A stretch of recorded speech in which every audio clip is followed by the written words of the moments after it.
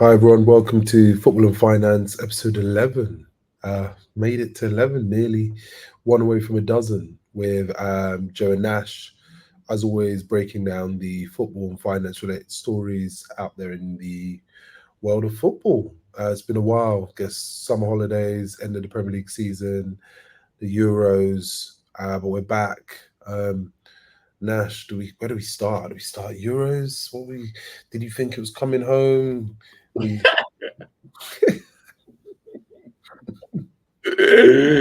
I don't want to jump on Harry Kane's neck, but you thought it was coming in with Harry Kane playing forward, just moving around like some statue. Nah, anyways.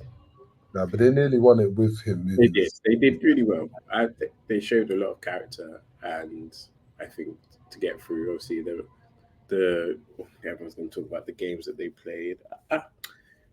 I personally think Gareth Southgate deserves a lot of credit.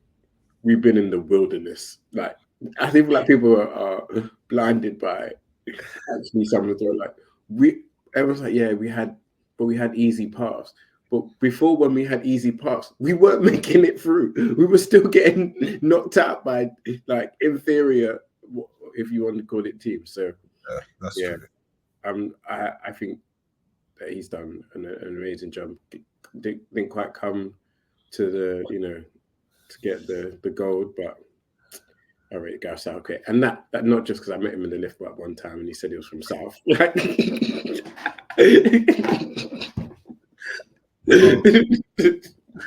oh. The thing is, I actually agree with you. I think a lot. I was talking to a couple of mates from uni, and I think a lot of people forget the 8 years of like prior to him, the wilderness we were in. I remember the days that like England, Wembley wasn't even half full, struggling to get 60,000 midweek, weekend, weekday. They were putting it on all the channels they could get it on to try and drum up interest. So I don't even think it was sponsored by Nike. I don't even know who did the kit back then, but it wasn't Nike. Nike were a recent acquisition. So whether we were Umbro or whoever's doing the kit, we weren't great, that's for sure. And I think people are forgetting that. But I think the challenge is I don't I don't necessarily think that the route that we played in free opposition and we should have won the games. I look at it a bit more in an abstract way, but similar, as in the last 5 years is probably the biggest time in world football where all the heavyweights at international level have somewhat faltered or been going through a regeneration process where we could have invariably caught them napping. So Brazil, come on, Ronaldinho says he doesn't want to watch the current Brazilian team. So let's part that there. Brazil were kind of nowhere. Spain were kind of regenerating off the Xavi, Iniesta, Fernando Torres, Alonso, David Villa. Um, like Argentina, still again, were Messi United. Like you look across all the big nations, like Holland, all the Van Nistelrooys, the Van Persies, all the good Vans were gone, and now we just had people with one surname who couldn't do the job. Even we lost the Yans as well, the class Jan Huntelaars. All those the double-barreled surnames are gone, and I kind of feel that we didn't take advantage of it. Whether it's the Nations League, the Euros, or the World Cup, we didn't take advantage, and I don't think we're never say never. It is unlikely we will have an extended period of time where Germany is so bad, Spain is so bad, Italy is so bad, Argentina, Brazil are so bad, to have those many nations and us not claim at least one of those trophies. Um, I guess is the more disappointing thing because what has this Euro showed us? The Germans are back, and it's a bit orcs because now they'll be back wearing Nike, so a bit peak for Adidas, like that they returned with a bang on the way out. Spain are back, Brazil nowhere to be seen, Argentina nowhere to be seen, Belgium failed pretenders, France will always be there, but Germany, Spain, and France are back. So I just don't see where we go in terms of like if we couldn't win it in that downtime with that generation, maybe we're just not meant for international honours. So what's that thing? We're not allowed good things, Nash. No, I'm not sure if I agree. I just think that international football more increasingly is you have a more globalized teams with teams playing in so many other leagues and so many other, like the chemistry and the football identity you're not necessarily seeing as you did maybe with some of the previous greater teams, where there was like they kind of all grown up and maybe played at clubs together, club level together, played a lot of time international together. Not that this English team hasn't done that, but I think just generally across the board that it, I think that Spain kind of fell across their system and the way that they wanted to play. It's not like the Xavi and Iniesta era where it was like telepathic. So, or you know, some of these where there was like great tandem or great partnerships at both club and international level, which translated into great systems, great ways of playing football. So I feel like it's just maybe it's special moments and special players that kind of bring, and we saw that with England, like Bellingham doing stuff in key moments, Saka doing stuff in key moments. I know in the Euros. So that's why I think that as much as I like international football, I just don't think it has the same like when a team's dominating because they have that like identity and they have that just like understanding. And I'm not really seeing a team that has done that recently, or just has Galacticos everywhere, and you're just like, oh, that Brazil team that you just was like, it was world 11, even from. So that's why I think it's just one or two special players that can win games in special moments in the international level, not like dominating that you're seeing like at club level with teams who actually have a system and an approach. Talking about individual players dominating in special moments, thoughts on Emiliano Sala, like a guy that was obviously brought in to dominate, create special moments for Cardiff City. RIP, so he passed away. Quite tragic, really. And I guess I didn't know much about him before he passed away. People kind of know him. Dare I say he's more famous now than maybe he was before. And I think that it's one of these it's one of those big hypothetical questions that if the person hadn't passed away and they were just at another club, you'd have like you'd still have strong feelings about. So if he didn't go to Cardiff City and he went to Swansea City, it was like if we'd have got a Emiliano Sala, he would have definitely scored us 15 goals. We would have stayed up. And it'd be like such an exciting conversation. But because of the fact that actually this person is no longer with us and he died in such tragic circumstances, it feels like a really strange.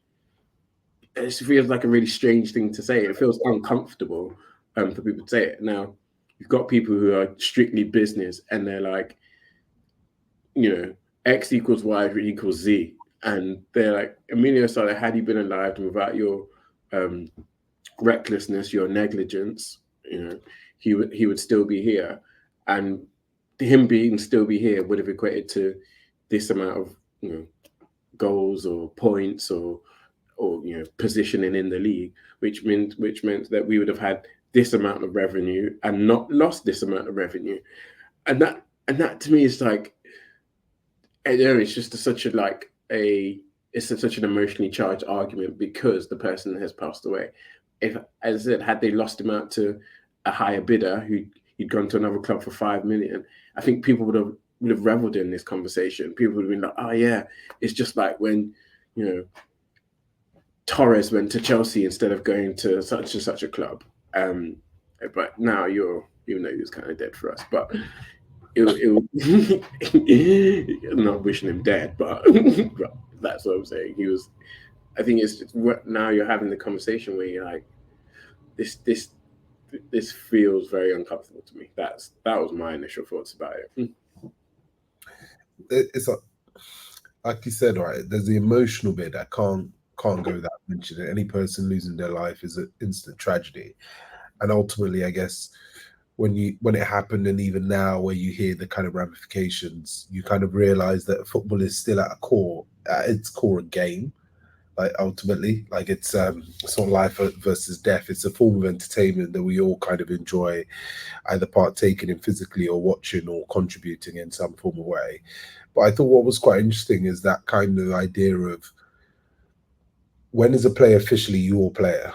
When are they officially yours? Because like when you buy a property, right, there's a point in time that property is now legally your property. It's not when you've had a bid accepted. I think is that when you exchanged? I think it's when Uh, you so when a property, yeah, I think it's from when you exchange, and then when you exchange. they will then um that's why you have your building insurance and stuff from that day, isn't it? Yeah. So Mm. there's a very kind of clear line when it comes to certain things in terms of property, when it's yours, when it's the previous, the current owners, etc. And I think that was the first question that jumped into my head is like there clearly isn't a clear enough protocol about the officialness of players. But then the other thing was the what ifs, right? So you have Cardiff City, you said they went down. I think thought he would keep them up with 15 goals. And the irony is they went down by 2 points. So this is probably one that, let's be honest, law of averages, he probably would have got those 2 points to keep them up. Like we can say that. But then when I was thinking about it, I thought you could tear your ACL in your first training session. You could rupture your Achilles in your first game. So on one hand, it's easy for me to say they went down by 2 points. Likely he'd kept them up. He'd won them at least the game, etc.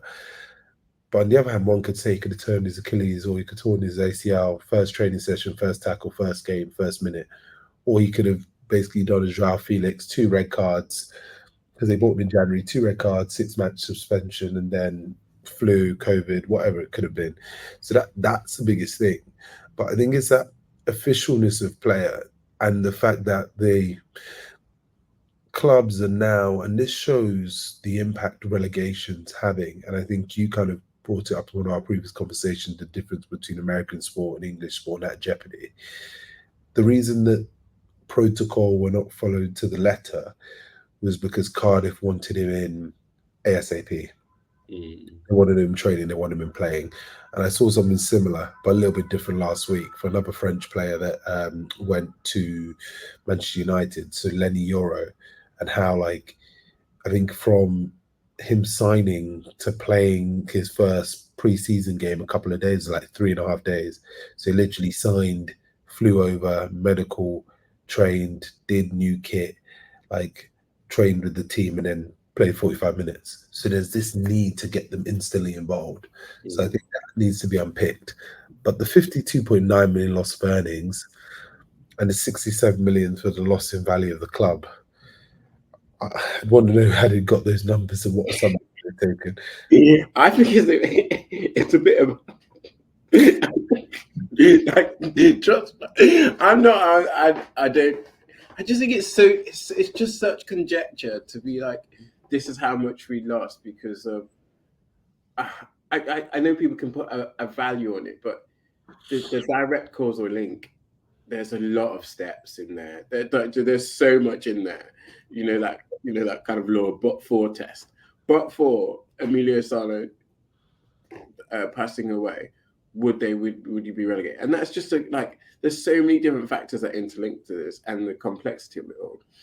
And so I just don't think that those numbers are you can't put them in the same breath. What did interest me is the kind of the how we talk about football being somewhat incestuous and like people are representing different sides, people are connected to a side here, connected to a side there, and it's much more complex than people think.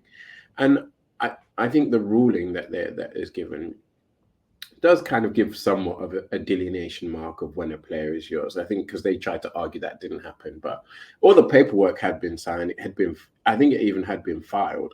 So I think there's maybe some clarity now between clubs of when a player is yours.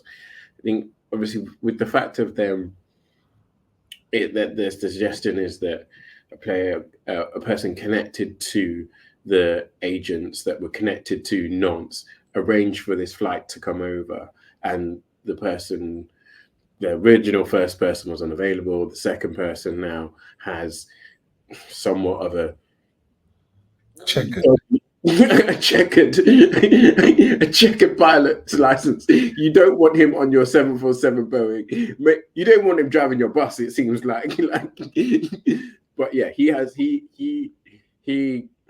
doesn't have an ability to fly at night. Obviously, he's not supposed to take actual passengers, like commercial passengers. The complexity of the way that agents and just the representatives and people involved in football are interconnected, and there isn't always like this clear understanding of how things are happening and who is responsible for who in this particular situation, and that was quite clear. With regards to them, like, yeah, trying to somewhat make it objective and scientific in the way that they've measured. They've obviously employed consultants. You're a consultant, but I'm going to say this: you can get a consultant to do everything. Like, let's be honest, you can get a consultant, but if you want a consultant to tell you that the sky is green, like you will find one. You will kind of You're a friend in my industry. I can't let that go unrebutted. That's even the one. I'm telling you, you can find a consultant to do what you need to do. So they've employed, obviously, these consultants to put some science behind it. I'd love to see the formulas to understand what they think it works. But I genuinely don't think that the simple but for causation kind of legal test that people are going to use that their case has got strength. It's an interesting one, and it's one that kind of pricked my ears, but it's not one where I think actually it has a lot of like merit at this point in time. The thing that kind of grabbed me, that I thought, I didn't know it had gone on for this long. So I think like Cardiff refused to pay like part of the fee, and they took like a free window transfer ban. Like literally after the FIFA ruling, and then the CAS ruling said that they had to pay the mil of the 15 million installment that had to be paid in total. So they actually took a transfer ban on this, and this makes me think this wasn't just maybe it wasn't just a finger in the air, and likewise it wasn't just to like, oh, let's just hit and hope, because to take a 3-window transfer ban like for something over what in football is quite, maybe it's unfair of me to call it small change in the Championship. I don't even know what division they're in now, but it just seemed like clearly they were quite cut up about something. Like they had a lot of strength in their convictions. It doesn't mean their convictions were based on solid evidence. That's why I think that I think they were emotionally attached to this issue. Probably, I'm presuming from the outside, because they ultimately paid. They've ultimately played in the end, but I think the circumstances of it, the fact they didn't pay. Fine. You keep on challenging, isn't it? If you were so convicted about it, you'd keep on challenging. You'd say that this is a complete injustice. You'd take it to every court. You'd appeal it and just keep going. I know it felt like they exhausted all kind of legal recourse at this point, but you would do something smart to say we haven't got any money to pay, or we'll pay you £5 for the next 5 million years, like whatever it is. I do feel like there's something interesting about, like, obviously contractual interpretation versus the practical interpretation, right? Because like there's the contractual that's like when all the documentation is signed, the players leave yours. But then if in the process you were responsible in some way, either directly or indirectly, of organising transport, and the transport hasn't been up to scratch, I do feel that, and I'm not a lawyer, maybe I'm acting on the notion that there's a legal obligation and some responsibility in terms of the negligence component. So I think if we're looking at it in the round, I think there's a bit where Nantes should receive their money, the fee for the player. Everything was successfully signed, medical, etc., all done.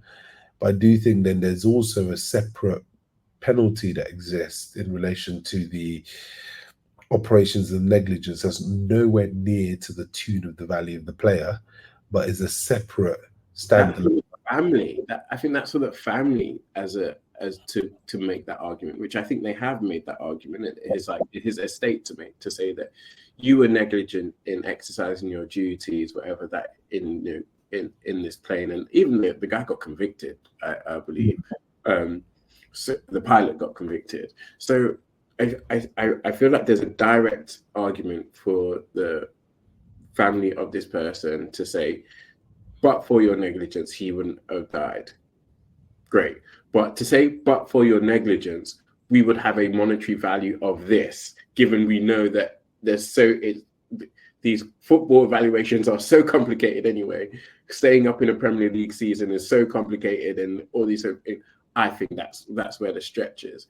And they were, I guess, I think one of the things I noticed me about this is that the family also had gone for Cardiff as well.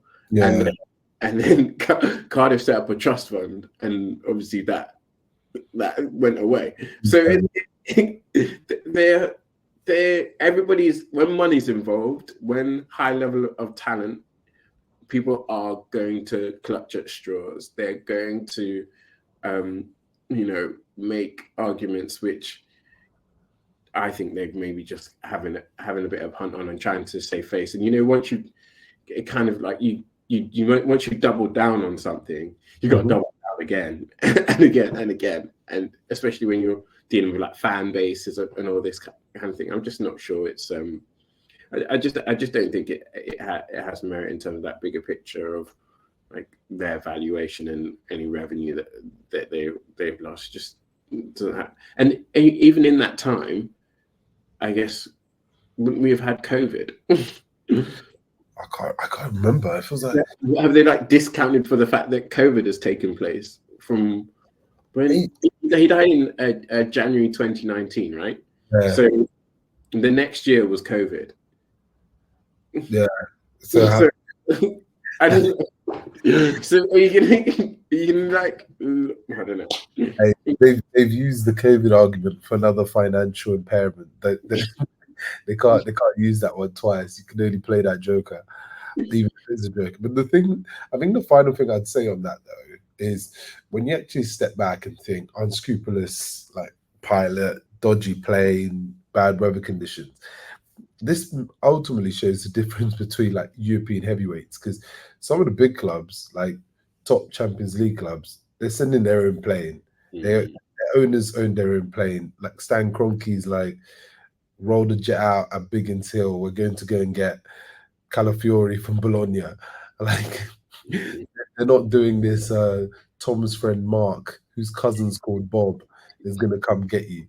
No disrespect intended at all to both Mon or to Cardiff, but I guess this kind of takes us into that kind of, when you're playing with the big boys, the Champions League at the top table, there are certain amenities one is afforded that aren't currently available to the lower clubs, and the high. Why do you want to keep them? This is why they want to make sure they don't want to get relegated, or they don't want to lose out on not being in the Champions League for seasons on seasons. They want to make sure that they stay being wealthy, and I think that's reflected obviously in you'll see that Real Madrid, in the time that we've been away a little bit, Real Madrid have won their. What did we do a podcast when Real Madrid won? I can't remember, but yeah.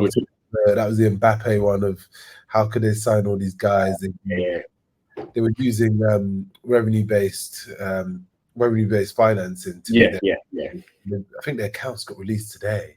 In the paper, they're like made another 27%. They're now on course to be the first £1 billion or $1 billion, if not euro, revenue generating sporting franchise.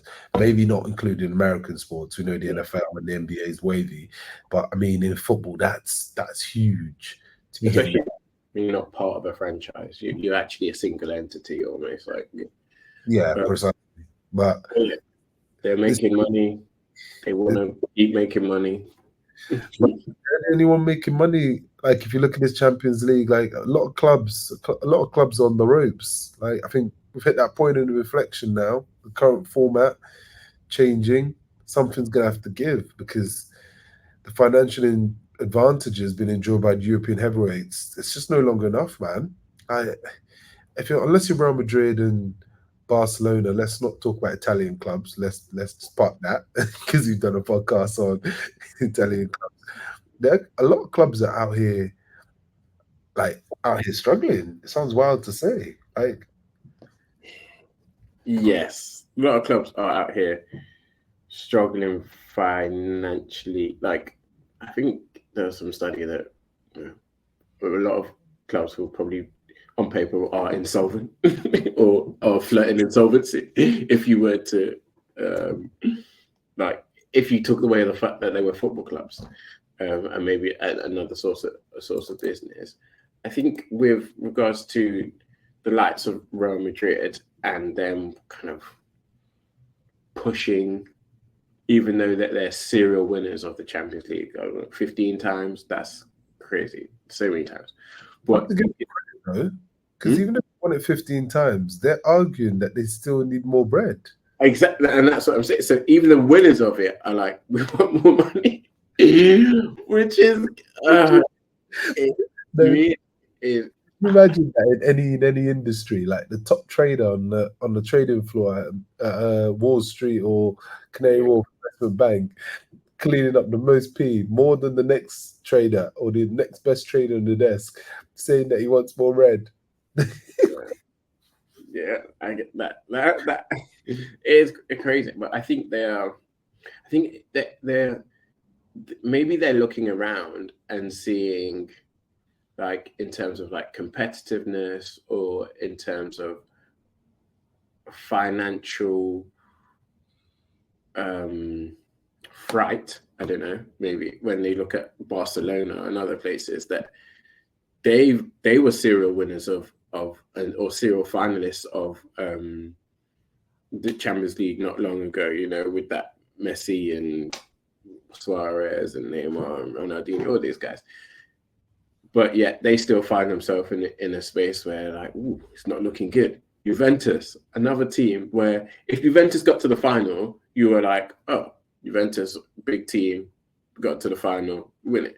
Now, if Juventus get to the final, based upon not only like their league position but their financial background, you're like, ooh, that's the new one. That's that Man United. If Man United, I know it's kind of hating, but if Man United get to the final next year, people are going to be shocked. They'll be like, the finances are in a mess. Obviously, they just got their investment now, and where they've been, like, and so I think Real Madrid have looked around and gone, a lot of the heavyweights that were our classmates, our peers, are A or B. They're either struggling financially and looking at what ways to make ends meet, or B, they're no longer getting to these late rounds into the Champions League, and which is obviously having an impact on revenue as well, and their brand and what they consider abroad and all that kind of stuff. And so they're trying to protect themselves from that, and they're trying to insulate themselves from those particular issues. So as a business person, I can't knock it because I would do the same thing. Like, it's why I buy insurance. Like, it's similar in a way, like, you're trying to hedge against something potentially bad happening. And for them, hedging looks like the Super League, where there is no relegation from the Champions League as we know it. You get all of these big key marquee games. You're not maybe playing against some fourth-rate. No, you know what I mean? I know I'm going to say a country or team, but you know what I'm saying. And so I think you need to say you're playing marquee games which attract people, which attract money, and a lot of people be like, I don't watch the Champions League anymore. It's just blah blah blah. It's da da da da. Like, who cares if like one or two people feel about that way? Globally, this thing is a big thing, and people want more of it, and therefore they want more of that content of big brands versus big brands. You know, so the challenge though with with the Champions League and the way the model works is I can see where Perez is coming from, right? Because you raised that point, he's looking elsewhere and looking at other models and seeing that theirs is broken. So if you look at their route to the Champions League, I'm not sure if I have the order right in terms of who they beat and who they played, but it's like something like Napoli, Braga, Union Berlin, RB Leipzig, City, Bayern Munich, and Dortmund, right? That was, I think, their run. I may have got some of the early games. Let's chop and change. But Napoli, Braga, Union Berlin, and RB Leipzig. Madrid were the bigger ticket in those games, right? Yeah, I know Perez will say the aim is to win the tournament. Yes, you want to play the easy sides early and have not many hard games. Yes, but you also want to get paid. And if you're thinking about upside, right? The upside for Napoli, Braga, Union Berlin, and RB Leipzig was much greater than it was for Madrid in terms of money. Maybe not in terms of actual pure cash, but in terms of percentage. So in terms of the income that Braga are used to collecting for playing European football compared to playing Real Madrid playing at those same teams. So I could feel the kind of shortchanging this because at least in the NFL or the NBA, you can say, fine, the worst ranked team in the NBA or the NFL, etc. You've got them twice on your schedule, but within that, you'll have like the Warriors, the Cavaliers, the Lakers, Boston Celtics, the Heat. You can't play just crap teams, cannon fodder. Same as the NFL. You may have the worst team, the Chicago Bears, but you will catch a Baltimore Ravens. You will catch a Green Bay Packers, and I think these kind Bears of like that, you know. Damn. Okay. so they're on their way back, but that's the till further notice. I think the issue is those games. What you're actually trying to do, which is probably greed, and it's towing a very fine line, is you want to win the competition, but you want to play very high quality, marketable games that you win the competition and you maximize your pay throughout compared to when you're just playing like we're running roughshod against cannon fodder till the final, and then Mm. the final's a good game. So I see it from that perspective, and I think this is kind of further hastening the kind of death of the Champions League in its current kind of format because there's a winding in the gap between what the people perceive as the most marketable matches versus the top level games based on the Champions League qualification. So Mm. the marketable match is probably Man United, Real Madrid.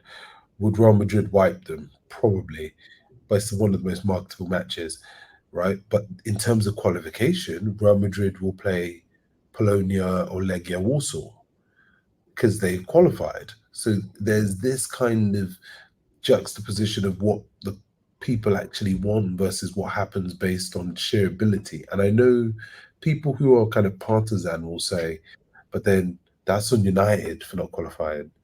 That's on Chelsea for not qualifying. So like Legia did their job, Rangers did their job, Chelsea United didn't. So it is what it is. And yeah, you're right. But if you're an owner, what you're receiving is currently not good enough. So I don't know what the answer must be. The answer must be the competition has to change and actually be more consistent. Because if you think about major continental tournament, ours is probably out of kilter with the NBA, the NFL, Major League Baseball. But then one would say they're all played in one continent and they're heavily commercialized assets. Is that what we really want? Yes, because yes. Have you seen the amount of teams who are currently going to be playing in pre-season in America right now? I think AC Milan are over there, Chelsea going to be over there, Man City going to be over there. I think even Real Madrid over there. Like that. Clearly, what? Why would you go to America to get American dollars? Like AC Milan selling out. Was it courtside seats or was it something like that? Kind of there. Everything is becoming commercialized. Like people want more money. Like it's people are look like you talked about the shows like it's difficult because people see football already as quite commercial and a high number of figures that are related to whether it's player salaries or valuations of clubs and things like that. But I'm telling you, there's finance people out there, consultants, who are who will find other ways in which there is to make like commercialize different aspects of the game, different aspects of the offering. I can, I think I compare it to like, like EasyJet and Ryanair. Before you could just bring your bag in it, and that was a thing. Like you just brought your little cabin bag, and now it's fine. Now you have to like pay to sit next to someone. You got to pay for a cabin bag. You got to pay for like extra leg room. You got to pay for speedy boarding. So they will find like various iterations to like differentiate, and because people love football so much, people will pay it. People will like the people. There's gonna. I think I saw that there's gonna be some like co-branding that's happening in Puma's flagship store in New York. Do you think people won't pay to queue up to like kind of have their shirt signed with the players, or at the flagship store, or to like do some experience where you do a kick up with Haaland or something?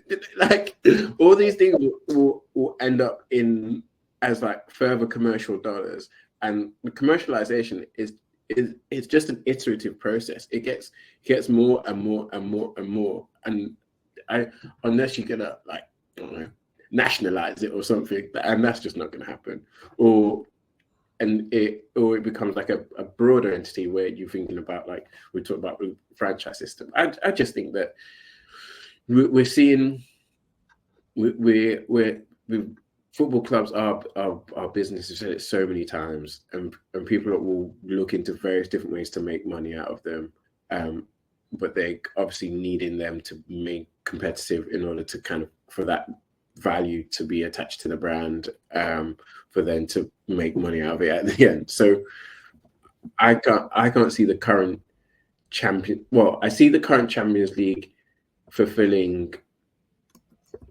like the new model in terms of the Swiss model, where essentially you can play more games. And we spoke about this on the previous podcast. So I'm not going to go into it too deeply, but I think the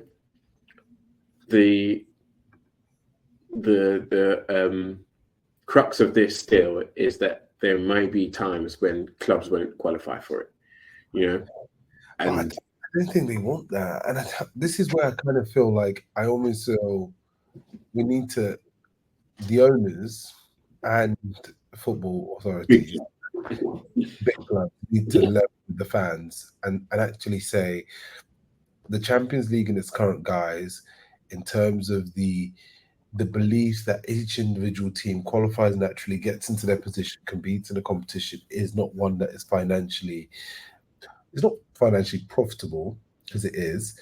It's not one that is financially tolerable or that they want.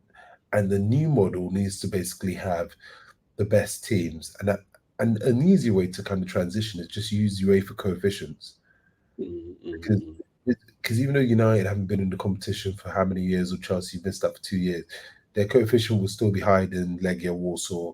It will still be higher than Sturm Graz or Austria Vienna or Rapid Vienna.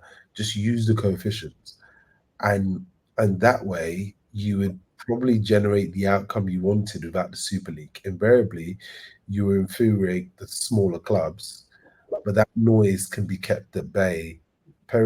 His voice is not one that you can keep five minnow clubs at bay easier than you can keep Florentino Perez and Benadir Bari and Sir Jim Ratcliffe. And also the other thing is you're going to push clubs. I don't know if you saw it. If I haven't, it was on social media. It actually cracked me up. I thought it was fake, and I had to Google it. So there's a team in Sweden called FC Karlstad.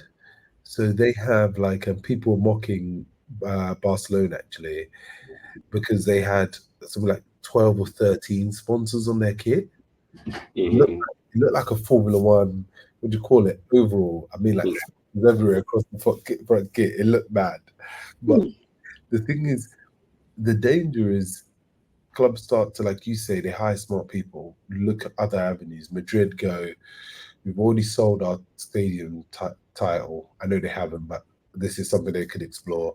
We're already having, what's that woman, like the music lady who sold out Taylor Swift. We've already had Taylor Swift, Mhm. Sheeran. We're already having boxing. We're already doing as many football games. We're already selling out tickets. But I think Mbappe's unveiling. You have to buy a ticket because I'm like a Madridista from when I went to El Clasico. So they sent me an email going, "Do you want to buy a ticket to?" But I was like, "To watch a guy come out of a tunnel, wave." That, but no, this is the thing. You're already selling that out, right? I'm telling you. You're selling that out. So even if you sold it for £10 or €10 ticket, you made a mil. And that's excluding F&B. So they're looking for more and more ways at the point that they believe there's no more marginal gains to be received, then they will start to look at drastic action. So it almost strikes me that get there as quickly as possible. And if you get there on your terms, it's an easy discussion if they get there on their terms. That'd be my easy advice for UEFA. But I'm not the one based in Nyon wearing those nice suits and living in the Swiss Alps. Yeah, and I think the fact that generally, I think people are, I think there's a across the world, and this is maybe a different take and maybe lean to other realms. There's like a somewhat more of a anti-authoritarian vibe, like, or anti-regulation, wherever you want to go, populist, deregulation of things, not wanting to have these like central intellectuals control things, and essentially, more freedom and more possibility to the chips fall where they fall. The weak will be washed away, and the strong will rise. Like I think that's a certain sentiment. I think that's in a lot of people's mind, which could be and I think that's why there may be not, and some of these football clubs are seen like this in themselves because of how big they are. But when we were thinking about UEFA, FIFA, governing bodies, the FA sort of thing, I think there is that piece as well where people are like, we don't trust you. We've seen what you've done. Like, as much as you may not like the Super League, you don't like it because it's bad for fans. You don't like it because it's bad for you, and you're not getting what you want out of it. And so I think there's this level of mistrust and disconnect between, punters, regular people, whoever, and regulatory bodies, intellectual elites, that sort of thing. So I could see a position in which actually some of the narrative, it just takes that one populist person to be like, yes, UEFA is part of the XYZ community and they're trying to suppress everybody, and what we need is to give more freedom to just individuals. And then you see it can quickly change in the narrative around UEFA being the guardian to UEFA being the gatekeeper. The PR. But I think this is kind of like what I've been thinking, and leads us up to our last article in terms. I think what you're saying is there's actually greater consensus amongst clubs of similar ilk, and you're seeing it whether it's in PSR, for example. We've talked at length about all the clubs that were going to fail, etc. What would happen, fine to everybody. The Premier League table have had loads of asterisks. Next season, it looked mad. But you're seeing a kind of a collective that are working together for, I wouldn't even say the greater good, but it's more individual. Which is my good, and your good is my good. So okay. The way they're seeing it is that, what's that phrase? What's it? The enemy of my enemy is my. Yeah. Is that what you're to say? Oh, okay, yeah. The enemy of my enemy is my friend. The enemy of my enemy is my friend. Like, literally, and in this situation, the Premier League, the enemy of all the clubs that are at risk. But what were your thoughts over the period seeing all these academy players like just swapping shirts like it was like FM '98 or something? They were just it's just like passing money around, wasn't it? It was just like we just move this barrel of money around. When money being passed around, there were players that were scouted for extensive period. Bro, right now I'm worth 5 million. If that's the case, 33-year-old me is 5 million. I'll tell you that now. Wait, so you're telling me all these top level football executives, directors of football, did not make these decisions for footballing reasons? I'm not telling you. I'm shouting it at you like no, because what you've seen again, and I said this is like where people have sat down and looked at the system and thought, okay, so you're gonna base this all on revenue and how much money we make pretty much off buying and selling players. So if we all do this, pass this money around, there's kind of like a net zero effect. Or do you know what I mean? We could quite easily just be like, oh, okay, I'll top this up here because I know later you're gonna top me back up there, and everybody's gonna be fine and dandy. So yeah, I think what this speaks to me is that like advancements move quicker than regulation. Do you know what I mean? Regulation is always catching up. The way that people manipulate, foresee, plan is going to be much more dynamic than there ever will be in terms of the regulation. And the regulation is just going to be one step behind all the time, trying to catch up. And I can't really blame the Newcastle, Villas, Chelsea's, because they obviously don't want to get dot points. They've seen what happened to Forest. They've seen what happened to Everton already. Everton don't want it to happen to them again. So, if one of them came up with the plan, and I'm sure it was our boys that came up with the plan. It feels unscrupulously like our boys would do. And we went to them and said, you know what? If we all just add an extra zero to this number, yeah, we're gonna be good. But you think Begdad or Bowley created a WhatsApp group? Just call it the Great Escape. Added all these directors into the Great Escape WhatsApp chat, and then it was like, guys, what's going on? And then it was like, oh, what's going on? And suddenly, like, how much do you need to make? How much do you need? And then just create a short list of players and send on a merry-go-round. You know, the WhatsApp image is just like Chelsea car park. Just like Chelsea hotel and car park. That's fresh. The Premier League can't catch that L yet. It's fresh in mind.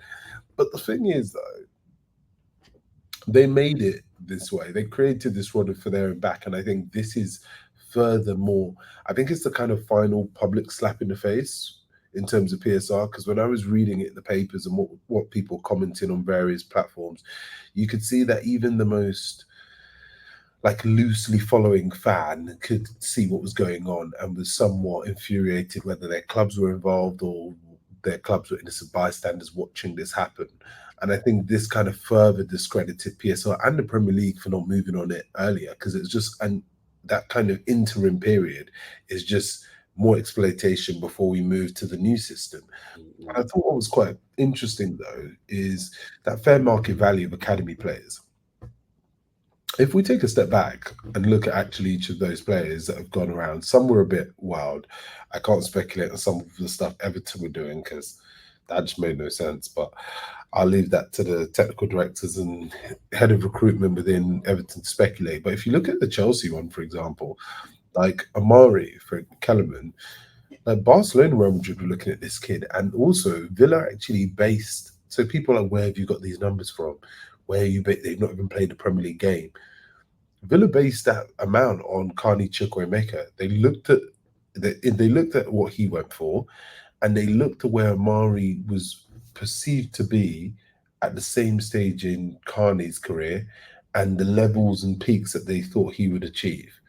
So ultimately, like in that case, that one is probably a mixture of like mutually beneficial gain. They needed the money. Chelsea actually didn't think that Villa would put that player on the table. They did, and they were like, we can kill two birds with one stone.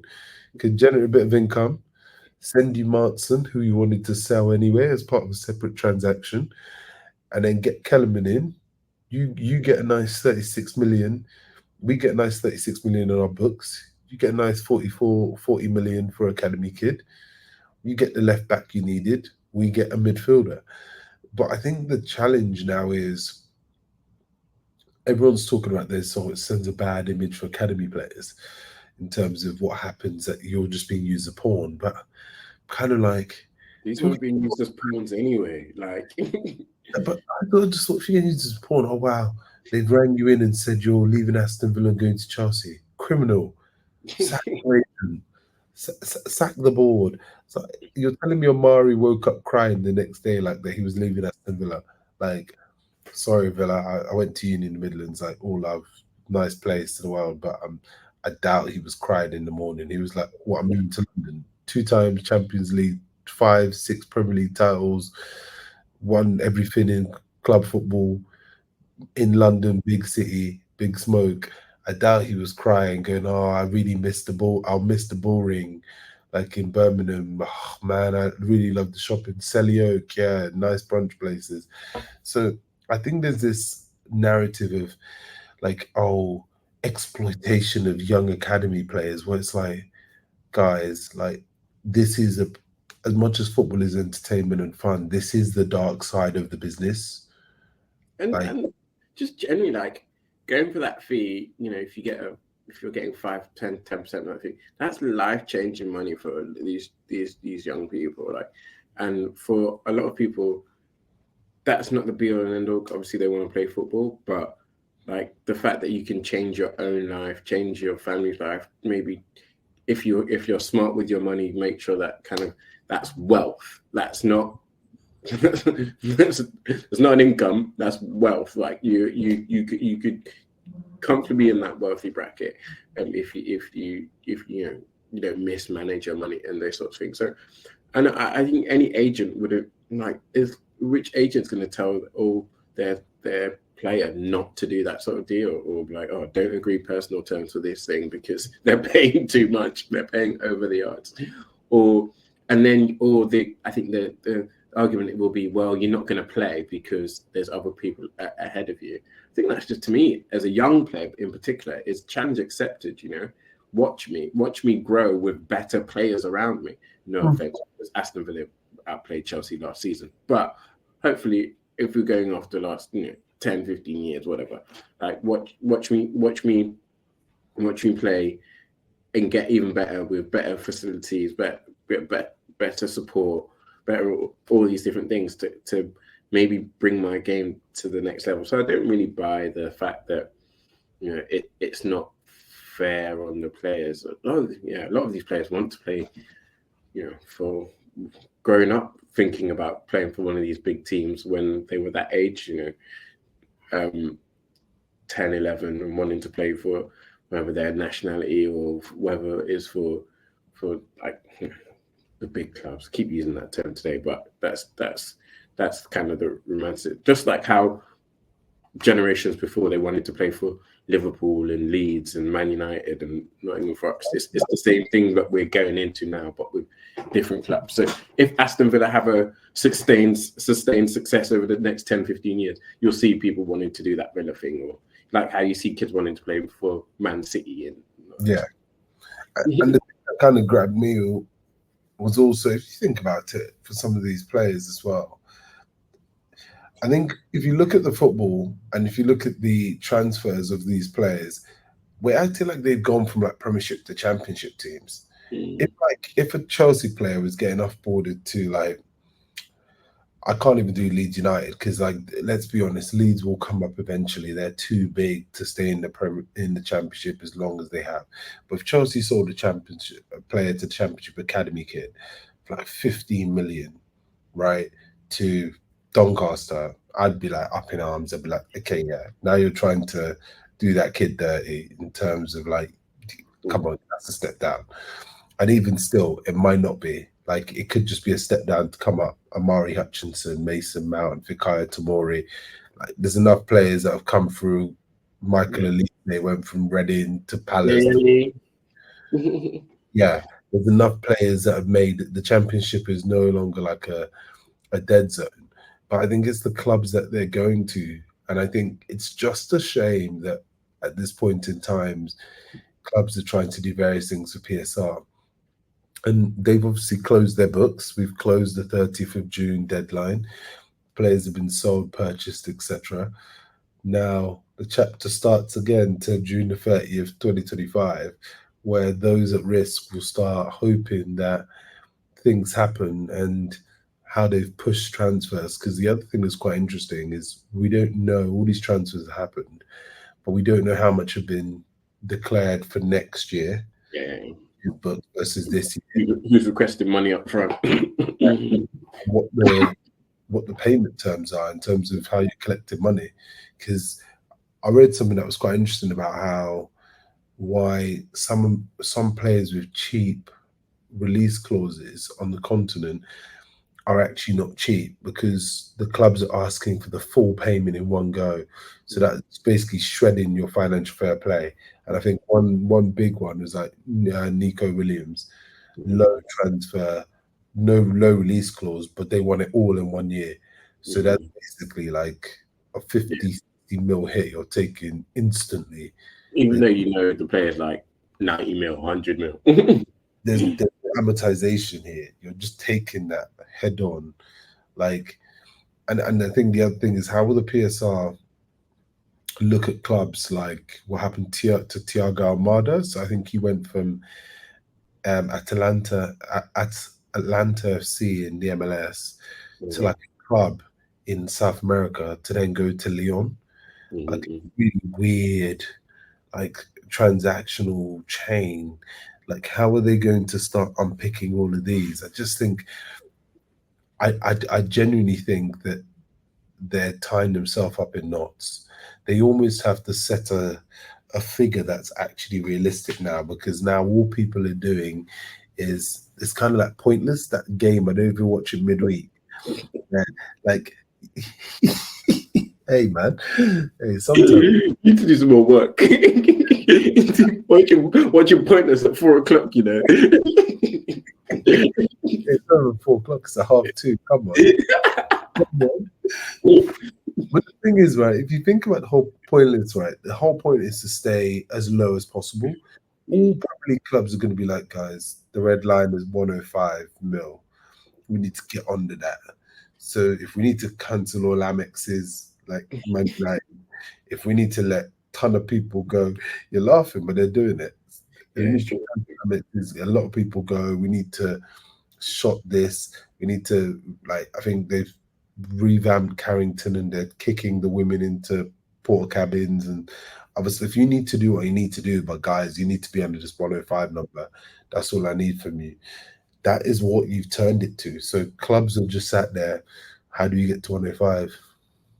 Another thing about this little triangle, it's no different to the overinflated price is no different to Saudi bidding XYZ money on the players that have gone out there, and that people had a problem with because it was Saudi money and but I think people have accepted it now that if you want to attract players to that league, you're probably going to pay over the odds for it. There's going to be an inflated price.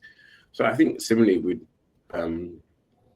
like academy talent, there's going to be an inflated price connected to it, because a lot of the academy talent will have the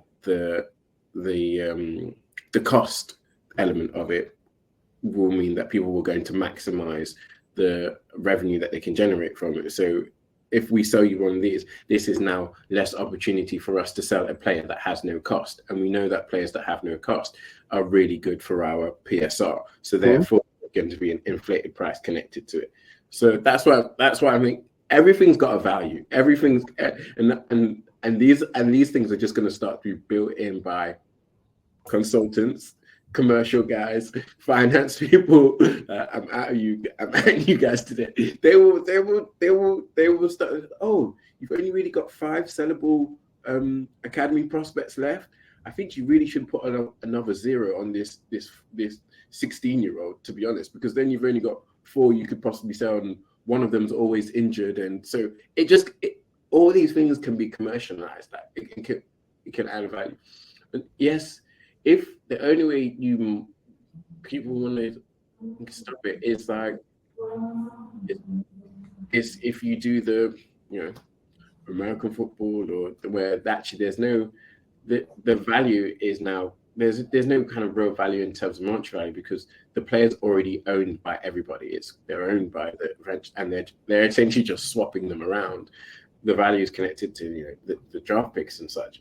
But we just don't have that system here where could you say one Nicholas Jackson is going to equal 3 17-year-olds from XYZ. That's not going to happen. So I can only see schemes like this becoming more common. People getting more upset about games are getting more upset. There being like an overreaction to them.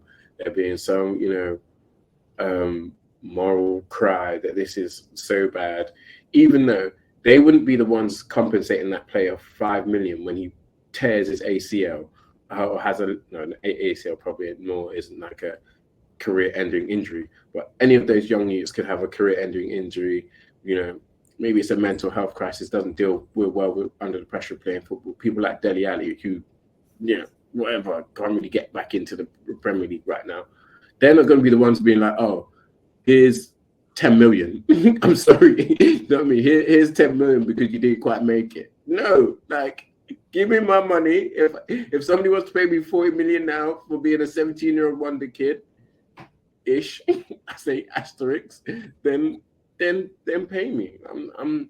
And leave that to the if buts and maybes, because what you don't want to be left in is, we talked about it, and this kind of bringing us full circle to the Emiliano Sala sort of situation, where I said, God forbid nothing like that happens, but said like something else serious could happen, which means that you don't play football. A lot of people in academies do not end up playing professional football. So if somebody's going to, I think people forget. I've been looking for the percentage. I think this is the thing that people absolutely forget. Like whenever I hear this nonsense talk about Chelsea, Villa, Everton, like shredding their academies, or like using the academies as business, it's a very low amount that actually go. Everyone wants that rags to riches story, right? They want it to be like he was on the under sevens all the way to the first team, then he got the armband, then he got the Champions League, then he got an England cap. That is a very minuscule amount. A lot of these kids will end up playing Championship, League One, and you'll be watching a League One game. Conference, bro. Conference North. Unibond. I'm telling you, a lot. I'm not like Arsenal graduates, Tottenham graduates. Not all of them are even going to be playing like football league football. I'm saying that just as a fact. Some of them they're not going to handle the rejection of the fact that they were at Arsenal for all these years, and then someone actually said, you know what, you've got a heart defect, or you know what, your hamstring is one of the ones that's just not going to be it.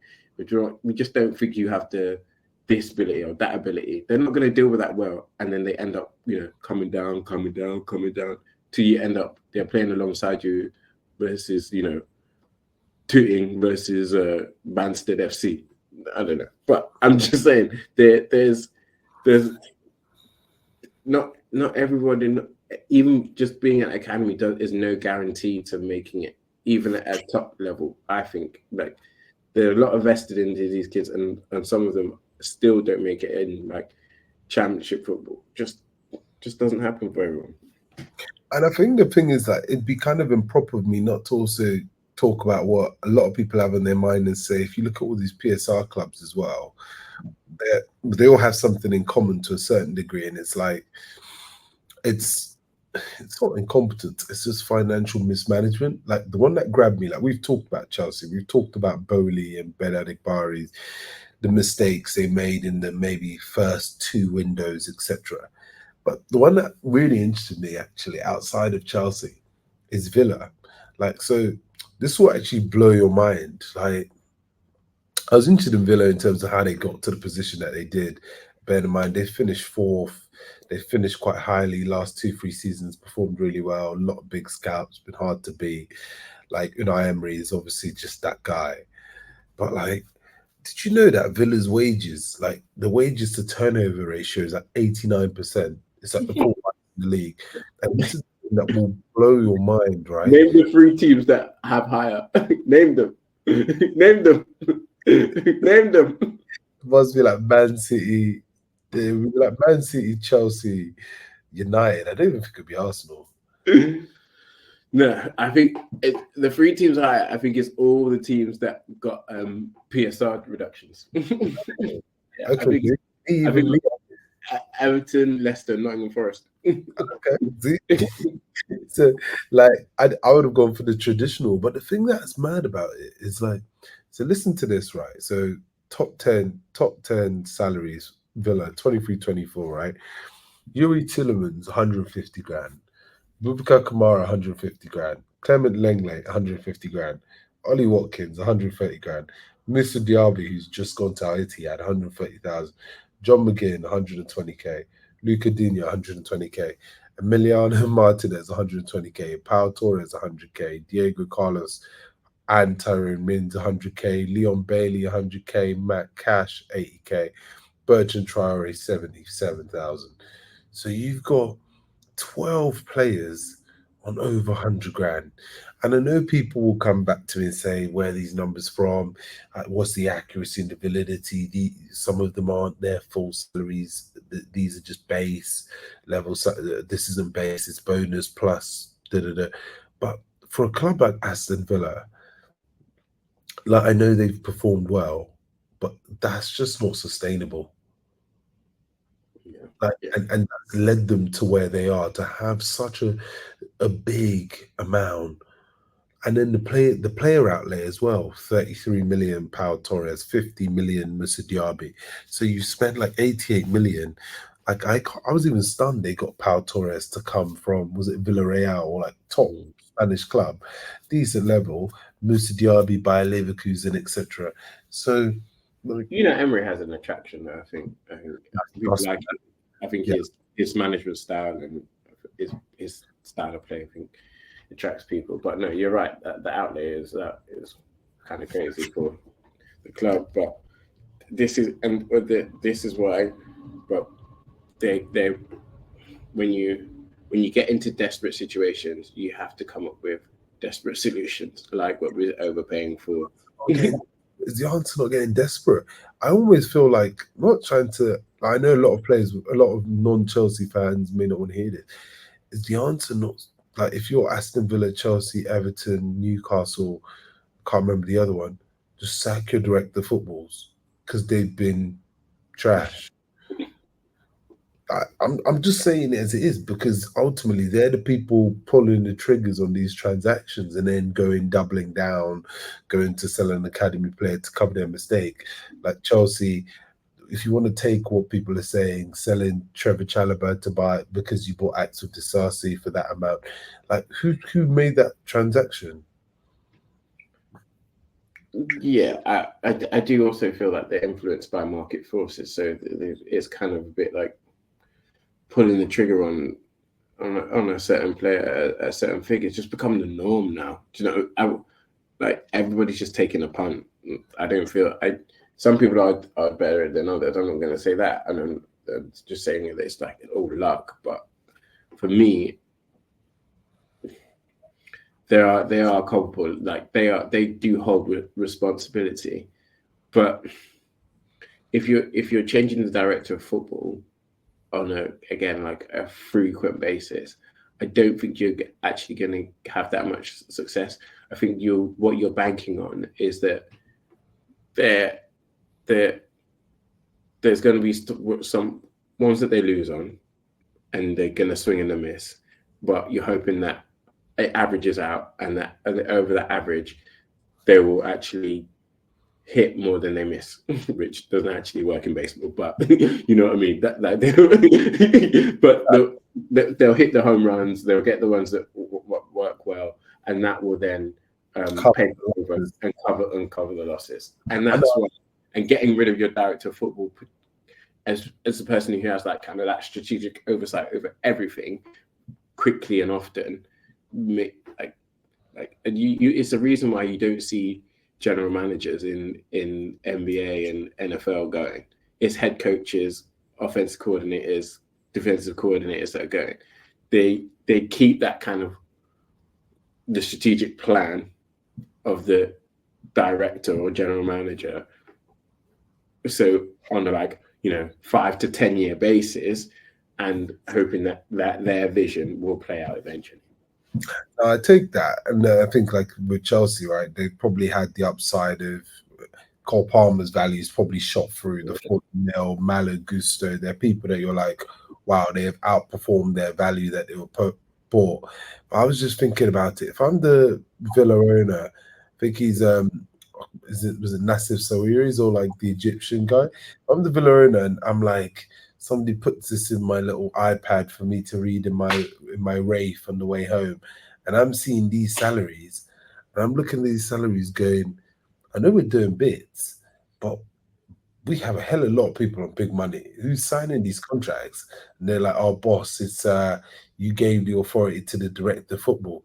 I'm asking them to jump in on a Zoom in my Rolls Royce and walk me through what they were thinking, like, because the numbers sound, and also if you're Ollie Watkins, after the season he's just had, 19 goals, scored a banger for England, he's gonna be knocking on the door.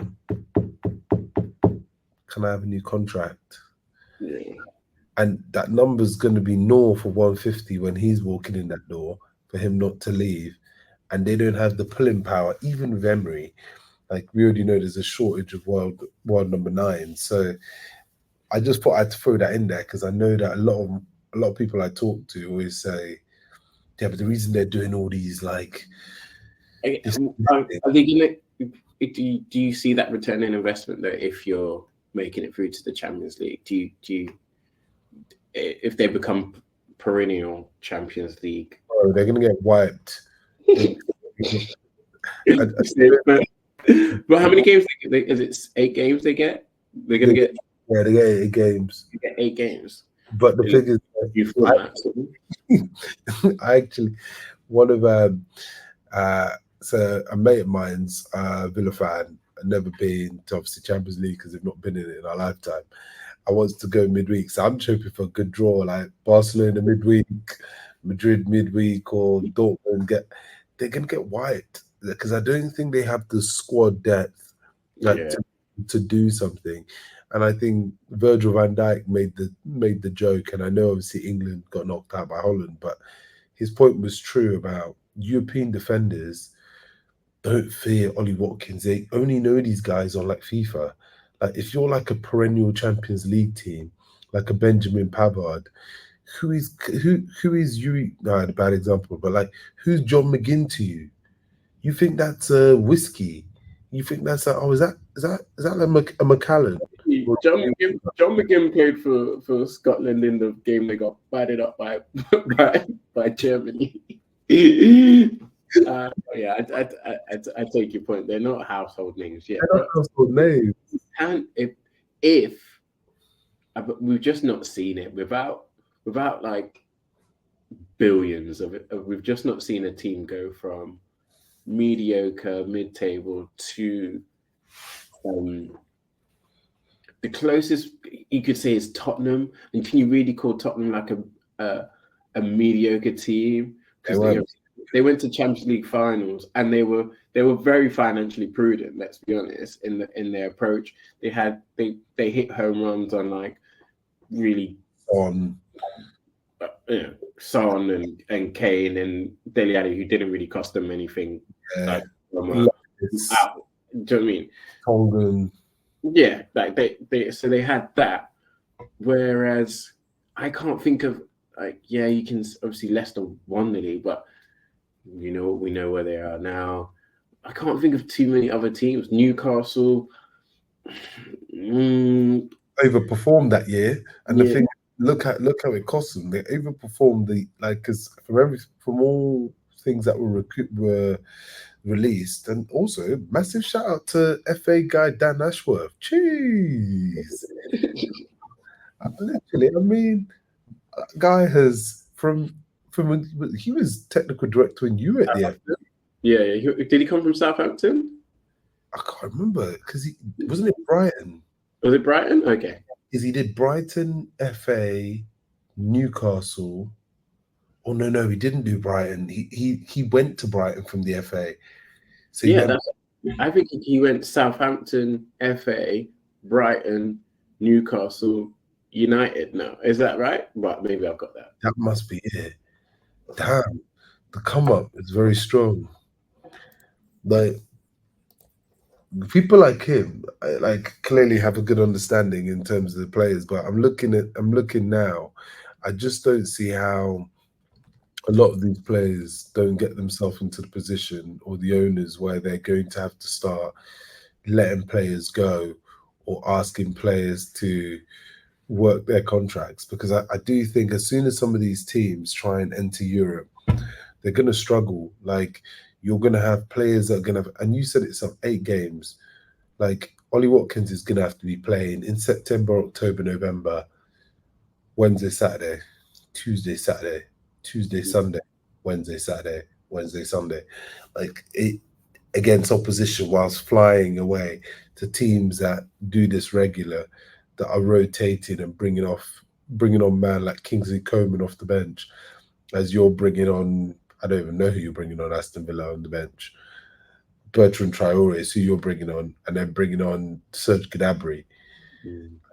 That's my thing. So it's just that kind of like the income for a year will be great, but then the impact it will have. Look at Newcastle. I think they had the second worst injuries in Europe to us. Just virtue, just the amount of games. Ours were like.